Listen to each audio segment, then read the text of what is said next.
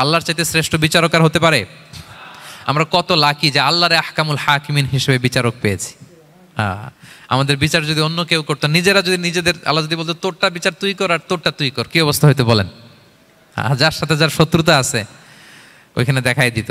কিন্তু আমরা বিচারক হিসেবে পেয়েছি কাকে? আল্লাহ কি পার্সিয়ালিটি করবে বিচারে? স্বজন প্রীতি করবে? কারো উপর জুলুম করবে? কাউকে ঠকাবে?